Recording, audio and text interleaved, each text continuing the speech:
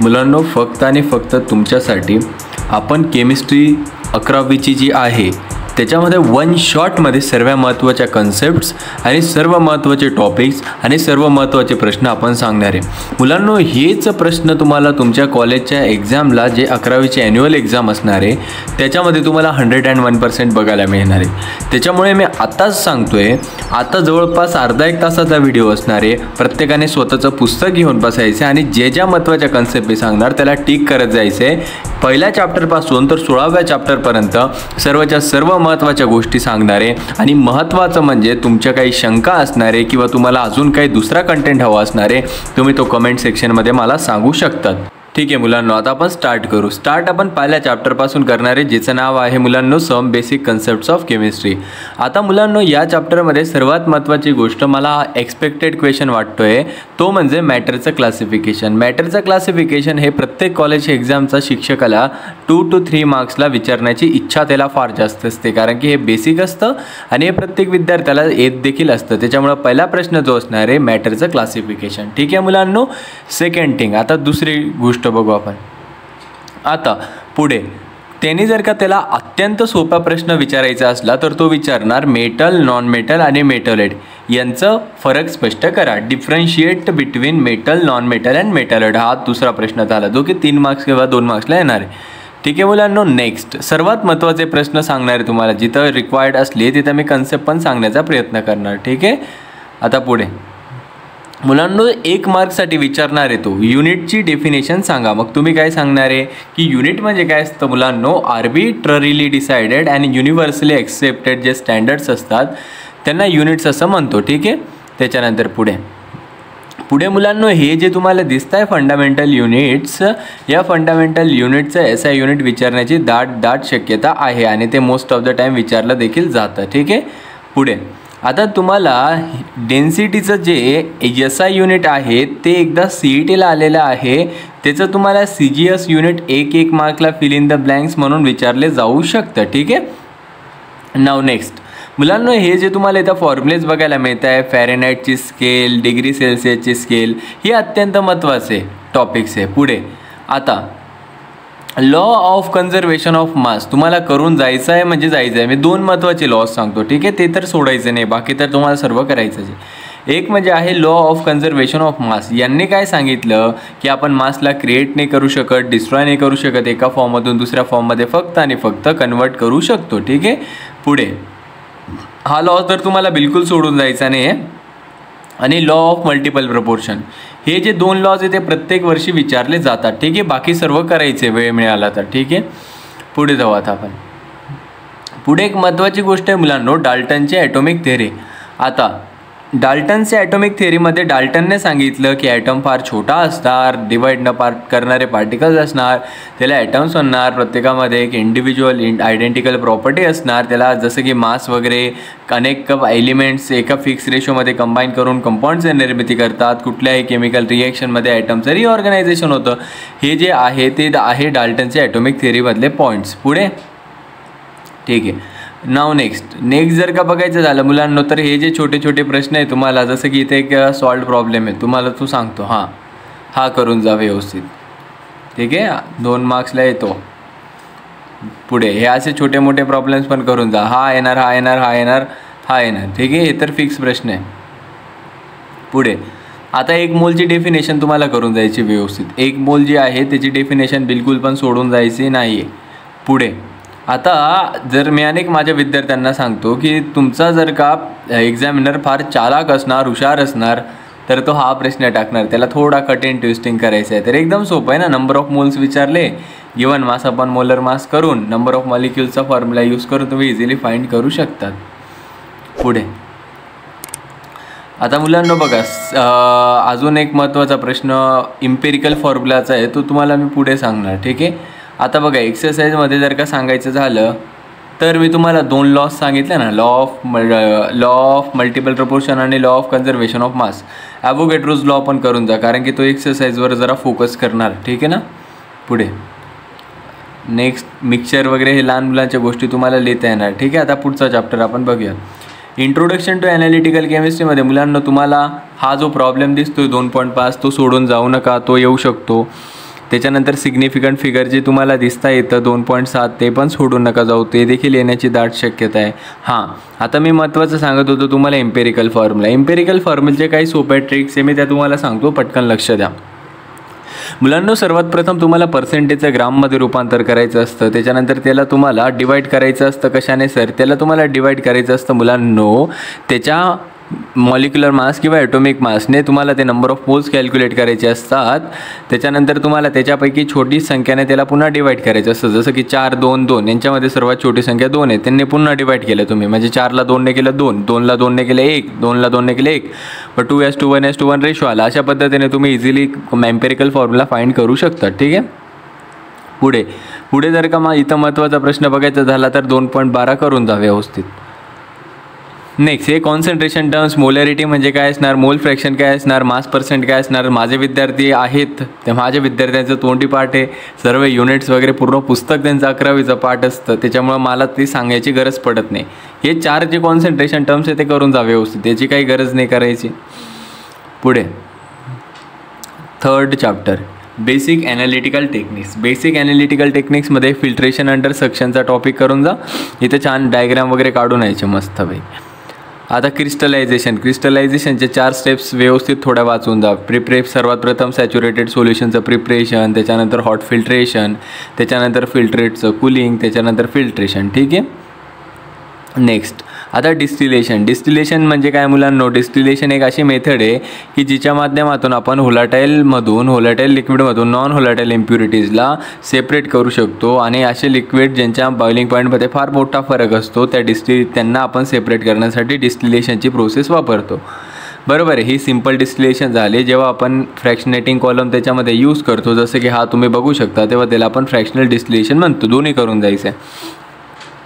Solvent extraction करून जायचं आहे, महत्त्वाची गोष्ट आहे. त्याच्यानंतर तुम्हाला TLC करून जा, थिन लेअर क्रोमॅटोग्राफी करून जायचं आहे व्यवस्थित.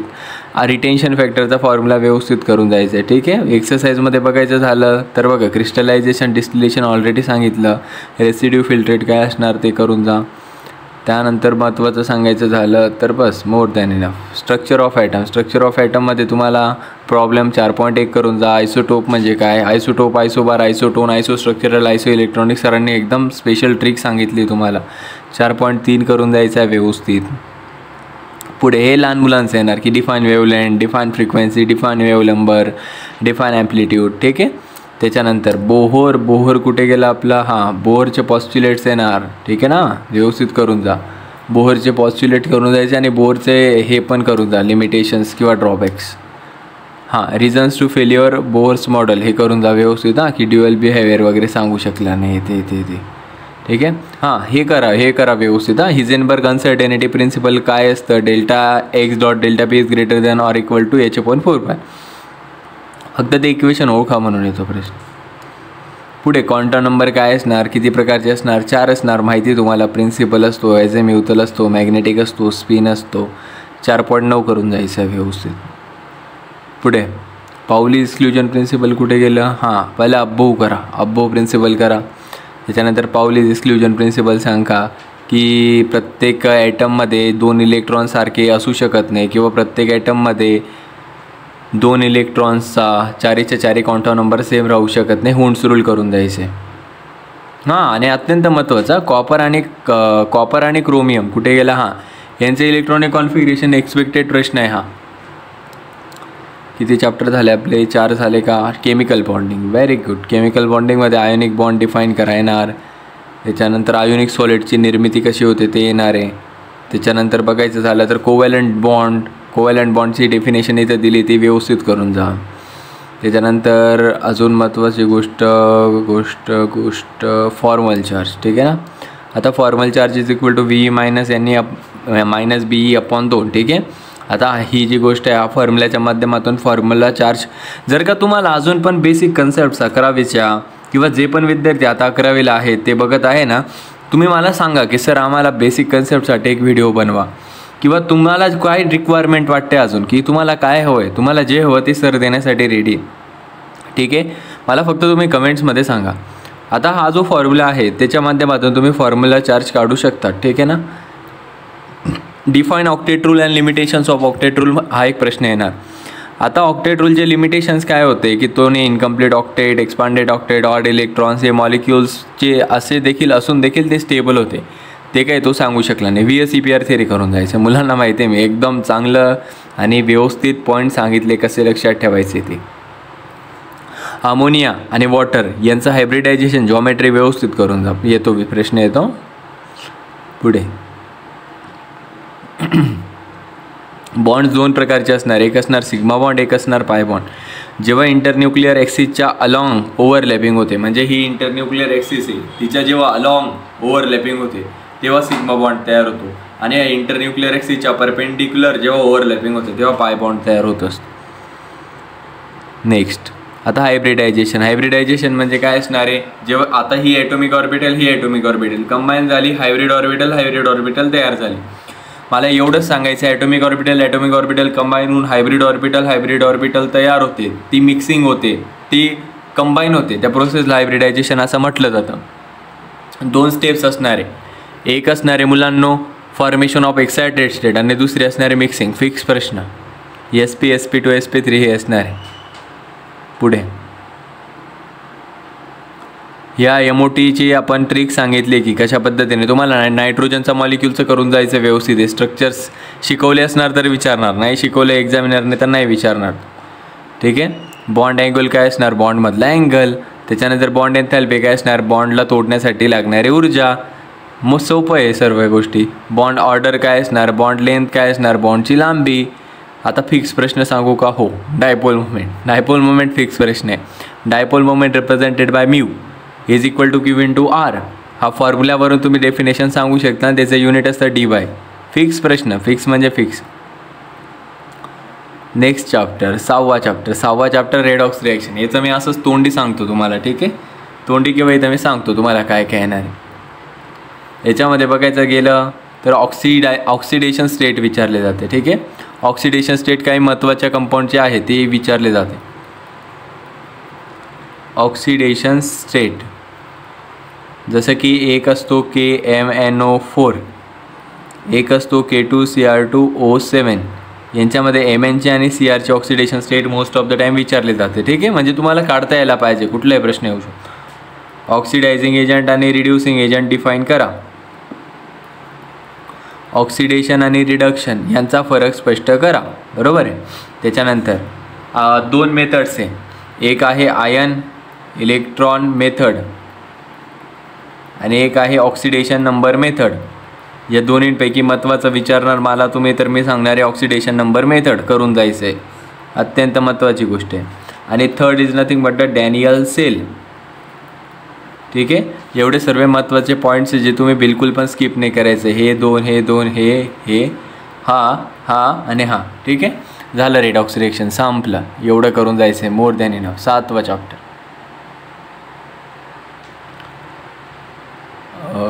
एक मिनिट हां.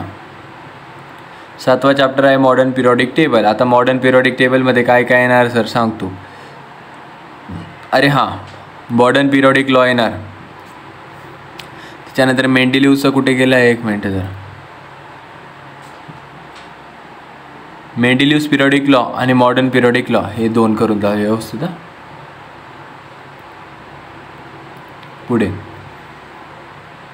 हे लहान मुलांची गोष्ट विचारणार, तो explain the modern periodic table. सांगायचं आहे की 7 पिरियड असतात, 18 ग्रुप्स असतात. पहिल्या 2 ग्रुप्सला S ब्लॉक, पुढच्या 10ला P ब्लॉक नाही D ब्लॉक, आणि पुढच्या 6ला D ब्लॉक, P ब्लॉक. खाली जे 2 असतात त्यांना F ब्लॉक म्हणतो. असं काही पण सर्व लिहून आहे, जे माहिती आहे ना पिरियॉडिक टेबलचं सर्व लिहून यायचं, ठीक आहे. हे S ब्लॉकची खासियत सांगा, P ब्लॉकची खासियत सांगा, D ब्लॉकची कॅरेक्टरिस्टिक, हे येणार असे प्रश्न. पुढे महत्त्वाची गोष्ट, यस, व्हेरी इम्पॉर्टंट थिंग आहे, इफेक्टिव्ह न्यूक्लिअर चार्ज. अत्यंत महत्त्वाचा फिक्स प्रश्न आहे, ठीक आहे. आता बघा काही फिजिकल प्रॉपर्टीज आहेत, मी तुम्हाला थोडक्यात एक्सप्लेन करतो, त्यांची एक ट्रिक सांगतो, ठीक आहे. 1 मिनटं सर. फिजिकल प्रॉपर्टीज मुलांनो काय सांगतो आहे मी, फिजिकल प्रॉपर्टीज. आता फिजिकल प्रॉपर्टीज या मुख्य 5 प्रकारचे असणार आहे. एक असणार आहे ॲटोमिक रेडियस, रिपीट करायचं आहे माझ्यासोबत. कुठली असणार आहे, ॲटोमिक रेडियस, दुसरी असणार आहे आयोनिक रेडियस, दुसरी कुठली असणार आहे आयोनिक रेडियस, तिसरी असणार आहे आयोनायझेशन एन्थॅल्पी, कुठली असणार आहे आयोनायझेशन एन्थॅल्पी, चौथी असणार आहे इलेक्ट्रॉन गेन एन्थॅल्पी आणि पाचवी असणार आहे इलेक्ट्रोनिगेटिव्हिटी. मुलांनो लक्ष द्या, इथं ग्रुप आहे आणि इथं पिरियड आहे, ठीक आहे ना, ग्रुप आहे आणि मी काय लिहिलं आहे पिरियड आहे. मुलांनो ॲटॉमिक रेडियस जेव्हा ग्रुपमध्ये वरून खाली जातो तेव्हा वाढते, बरोबर, हे पण वाढणार, बरोबर, हे दोन्ही वाढले तर हे काय होणार कमी होणार, हे दोन्ही वाढले तर खाली 3 इंच काय होणार आहे कमी होणार आहे आणि या खाली 3 इंच कमी झालं तर या 3 इंच काय होणार आहे इथं वाढणार आहे, ठीक आहे. हा झाला ट्रेंड. प्रत्येकाची डेफिनेशन तुम्ही करून जायचं, आयोनायझेशनचं करून जा, इलेक्ट्रॉन गेनचं इलेक्ट्रोनिगेटिव्हिटीचं डेफिनेशन. मी तर तुम्हाला ट्रेंडची ट्रिक सांगितली कसं लक्षात ठेवू शकता, ठीक आहे. पुढे मोर दॅन इनफ झाला हा चॅप्टर. आता ते इलेक्ट्रॉनिक कॉन्फिगरेशन वगैरे लहान लहान मुलांच्या गोष्टी तुम्हाला येतात. आता 8वा chapter elements of group first and second. याच्यामध्ये महत्त्वाची गोष्ट म्हणजे आयसोटोप्स ऑफ हायड्रोजन, प्रोटोनियम असणार किंवा त्याला 111H1 हायड्रोजन म्हटलं जातं, एक ड्यूटेरियम असतो एक ट्रिटियम असतो. एक MCQ आला तर हा येणार की कुठला आयसोटोप रेडिओ ॲक्टिव्ह असतो, तुम्ही उत्तर देणार ट्रिटियम. पुढे वॉटर गॅस शिफ्ट मेथड करून जा व्यवस्थित. सीन गॅस वॉटर गॅसचा फॉर्म्युला CO+H2ला वॉटर गॅस म्हटलं जातं. त्याच्यानंतर एक असतो मुलांनो प्रोड्युसर गॅस, एक कुठला गॅस असतो प्रोड्युसर, CO+N2ला प्रोड्युसर गॅस असं म्हटलं जातं, लक्षात ठेवायचं, महत्त्वाचं आहे. युजेस करून जा हायड्रोजनचे, ठीक आहे. त्यानंतर महत्त्वाचं अजून काय येऊ शकतं, यस व्हेरी गुड. हां K+O2 KO2 potassium super oxide, याचा वापर जो आहे तो ब्रिथिंग इक्विपमेंट म्हणजे श्वास घेण्याचे जे उपकरणं असतात किंवा गिर्यारोहक जे असतात किंवा पाणबुडे जे असतात किंवा अंतराळवीर जे असतात ते करत असतात. डायगोनल रिलेशनशिप फिक्स प्रश्न आहे, याचीच वाट बघत होतो मी, याला सोडून बिलकुल जाऊ शकतो. डायगोनल रिलेशनशिप करून जायचं आहे म्हणजे जायचं आहे तुम्हाला.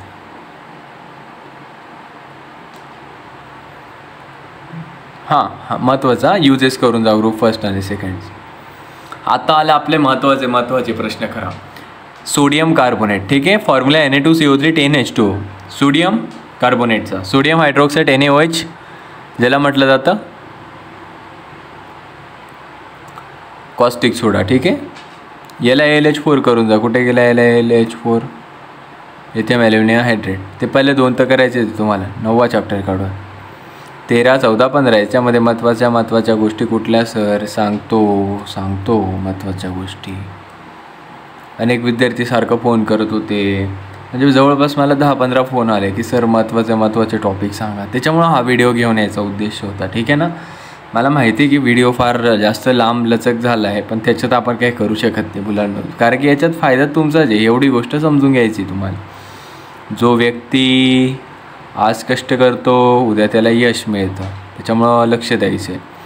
कार्बनचे अल्ट्रॉप्स, डायमंड असतो, ग्राफाईट असतो, फुलेरिन असतो, ग्राफिन असतो, कार्बन नॅनोट्यूब्स असतात, हे 5 असतात एवढं माहिती असू द्या.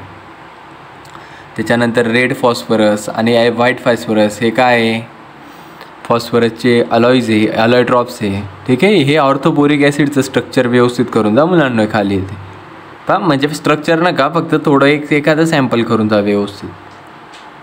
पुढे हां याचं पण करून जा ऑर्थोफॉस्फरिक ॲसिडचं.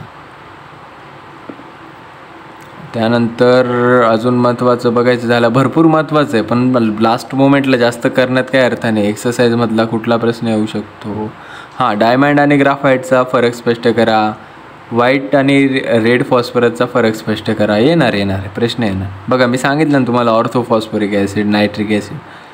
आता याच्यामध्ये महत्त्वाचं बघायचं झालं तर dipole, ion dipole induce, hydrogen London dispersion, तो कुठलाही टाकू शकतो. त्याच्यानंतर महत्त्वाचं म्हणजे एक मिनटं जरा,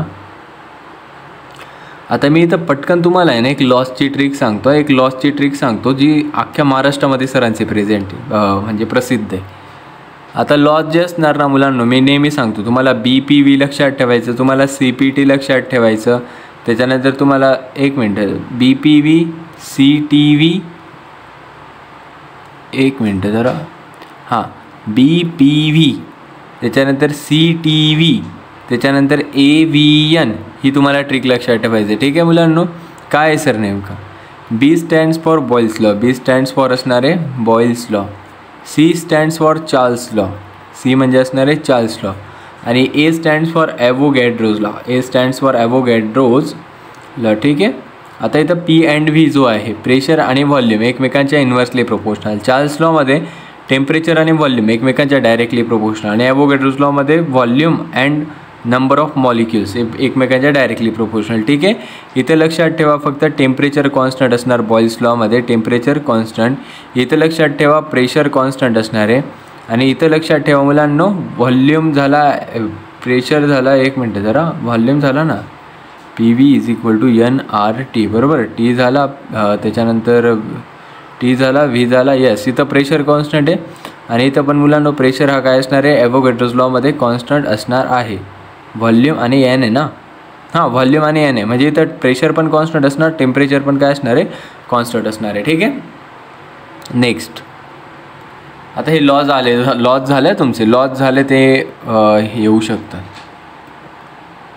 पुढे आयडियल गॅस इक्वेशन कसं डिराईव्ह करायचं ते येणार आहे. आयडियल गॅस इक्वेशन कसं आलं PV = nRT कसं आलं करून जा व्यवस्थित. Next viscosity. Right a short note on viscosity most important. And surface tension आहे का इथं सरफेस टेन्शन असणार तर ते पण करून जा व्यवस्थित. नाव 11वा टॉपिक ॲड्झॉर्प्शन अँड कोलाइड. इथं फिक्स काही प्रश्न सांगतोय मी ते सोडू नका. ॲड्झॉर्प्शन आणि ॲब्झॉर्प्शनचा फरक येणार पहिल्यांदा. ठीक आहे. ॲड्झॉर्प्शन बघू शकता तुम्ही इथं. केमिझॉर्प्शन फिजिझॉर्प्शन फरक हे करून जा व्यवस्थित. इर्विंग लँगवेअर इक्वेशन काय होतं ते सांगतो तुम्हाला पुढे. हे log of x/m = log k + 1/n × log c. Catalyst काय असणार कॅटलिस्टचे प्रकार काय असणार होमोजिनस कॅटलिस्ट आणि हेट्रोजिनस. सेम स्टेट असणार रिॲक्टंटचे आणि कॅटलिस्टचे तेव्हा होमोजिनस आणि डिफरंट असणार तेव्हा हेट्रोजिनस. ठीक आहे. पुढे पुढे पुढे पुढे ही सोपची जी ॲक्शन होते ना वर गेली ती करून जा. अजून महत्त्वाचं बघा सर्व मी सांगू शकत नाही मुलांना तुम्हाला कारण की मला माहिती आहे की शेवटच्या क्षणी लोड येणार आहे. इलेक्ट्रोऑस्मोसिस करू जा. त्याच्यानंतर बस एक्सरसाइजमध्ये बघायचं झालं तर फ्रेंडली ॲड्झॉर्प्शन आयसोथर्म तुम्हाला सांगितलं येऊ शकतो. लायोफोबिक आणि लायोफिलिक सोल यांचा हे करून जा. टिंडाल इफेक्ट आणि ब्राउनियन मोशन बस केमिकल इक्विलिब्रियम. आता याच्यामध्ये इक्विलिब्रियममध्ये एक्सरसाइजमध्ये जाऊया आपण डायरेक्टली.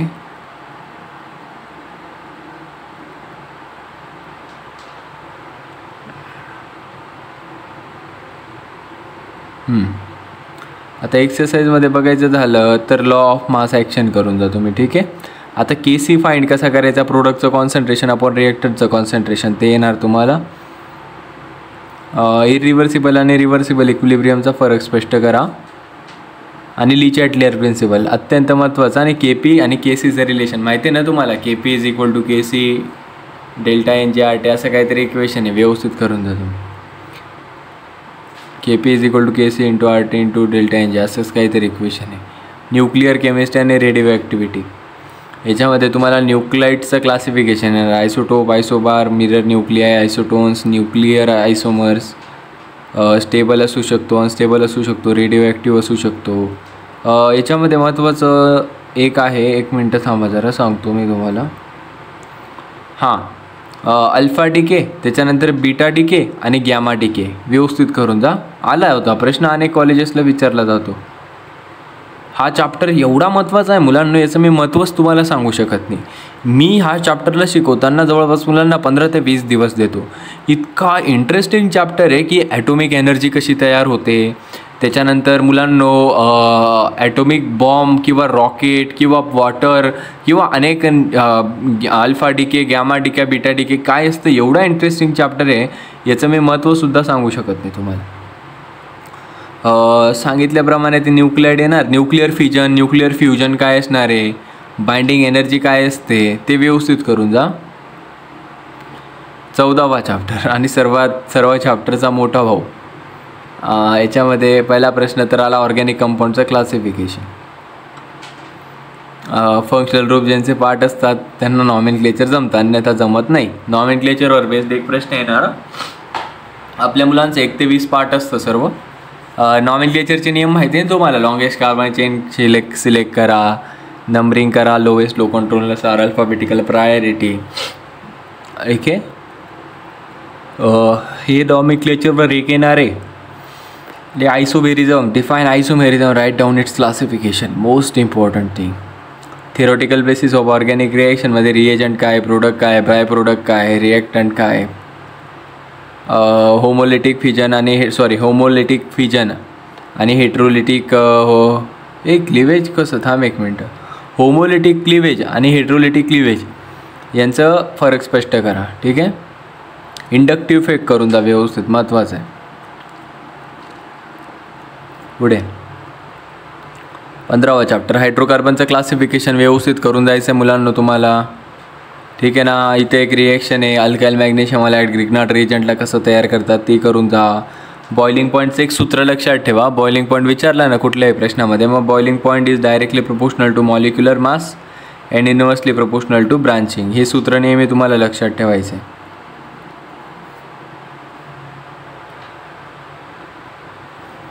पुढे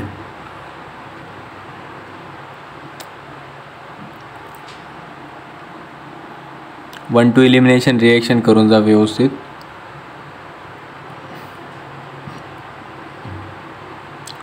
बघायचं झालं तर ओझोनोलिसिस फिक्स प्रश्न आहे. ओझोनोलिसिसला मिस केलं म्हणजे संपलो आपण. ओझोनोलिसिसचा फिक्स प्रश्न आहे. त्यानंतर अजून वुड्स रिएक्शन आहे या चॅप्टरमध्ये, मागे गेली असणार I think. Wurtz reaction, Fittig reaction, Wurtz Fittig reaction, ॲसिटिलीनचे युजेस व्यवस्थित करून जा. फिक्स प्रश्न आहे. एरोमॅटिक एलिफॅटिकचा फरक स्पष्ट करा. हकेल रूल व्यवस्थित करून जा. एरोमॅटिक कोण आहे कोण नॉन एरोमॅटिक ते सांगण्यासाठी सांगितले त्यांनी. हे करून जा. ब्रुमिनेशनमध्ये BR ॲड करायचं, BR ॲड करा. त्याच्यानंतर नायट्रेशनमध्ये HNO2 ॲड करा. HNO3ची रिएक्शन करून NO2 ॲड करायचं. Friedel Crafts acylation, combustion reaction, बस मोर दॅन इनफ आहे. Last but not least, last chapter आपला आहे केमिस्ट्री इन एव्हरीडे लाईफ. हा चॅप्टर पण आपण फार छान शिकवतो हा चॅप्टर. त्याच्यामध्ये आपण डायरेक्टली मागे जाऊया. मेडिसिन्स काय सर्व गोष्टी आपण एक्सप्लेन करत असतो. ठीक आहे. इथं वापरणार की इथं असेच सोपे प्रश्न येणार की पॅक एडिबल ऑइलमध्ये व्हिटॅमिन ई का ॲड केला जातो, कारण की व्हिटॅमिन ई जो असतो तो प्रिझर्वेटिव्हसारखं काम करतो, जास्तीत जास्त एक्सपायरी डेट वाढवू शकतो. पेनकिलर, सॅपोनिफिकेशन, BHT, पेनिसिलिनचा शोध कोणी लावला माहिती तुम्हाला, फ्लेमिंगने लावला. Antiseptic, antibiotic, analgesic, disinfectant, cationic detergent हे वगैरे येणार. मला मुलांना तुम्हाला एवढंच सांगायचं बघा, सरांनी फार प्रयत्न केला तुम्हाला अत्यंत महत्त्वाचे टॉपिक सांगायचे. आता लास्ट मोमेंटमला मी तुम्हाला जेवढे टॉपिक सांगितले फक्त तेवढेच टॉपिक करून जायचे. ठीक आहे. जास्तीत जास्त ओव्हरलोडिंग करायची गरज नाही. ठीक आहे. आणि एक गोष्ट लक्षात ठेवा, जो केला आहे ना टॉपिक तुम्ही स्वतःवर आत्मविश्वास ठेवा. ठीक आहे ना. स्वतःवर आत्मविश्वास ठेवा की मी जो केला आहे ना तोच येणार आहे. ठीक आहे. आणि जर का एखादा प्रश्न बायचान्स झाला नाही तर त्याच्या इम्पॅक्टमुळे बाकी दुसऱ्या प्रश्नांवर त्याचा परिणाम नका होऊ देऊ. ठीक आहे. मी एवढंच सांगणार आहे तुम्हाला, स्वतःचा आत्मविश्वास ठेवा. आणि तुम्हाला अजून काही मदत हवी असणार, 12वीला आता तुम्ही गेले, 12वीसाठी तुम्हाला एकदम प्रीमियम कंटेंट आपण देण्याचा प्रयत्न करणार आहे. आणि 11वीसाठी पण आपण लेक्चर्स अपलोड करणार आहे. त्याच्यामुळे तुम्ही अजून पण आपल्या चॅनलला सबस्क्राईब नसेल केलं तर सबस्क्राईब करा मुलांनो. याच्यामुळे तुम्हाला अधिकाधिक माहिती मिळणार आपल्या चॅनलच्या माध्यमातून. आणि जर का काही डाऊट्स असणार तर तुम्ही मला कमेंट्स करू शकतात. प्रत्येक कमेंटचा रिप्लाय देण्याचा सर प्रयत्न करणार आहे. ठीक आहे मुलांनो.